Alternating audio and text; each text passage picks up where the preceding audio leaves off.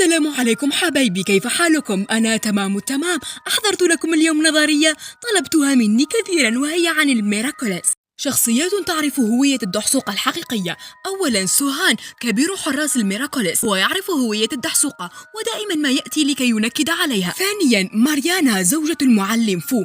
ثالثا أليكس أو بانكس، وهي في الحقيقة تعرف هوية كل حاملي الميراكولس القدماء والحاليين والمستقبليين، وذلك بفضل قدرة الميراكولس الأرنب في التنقل بين الأزمنة. رابعا آليا صديقة مارينيت المقربة، لقد أخبرت مارينيت بنفسها أنها هي الدحسوقة. وأنا الدحسوقة.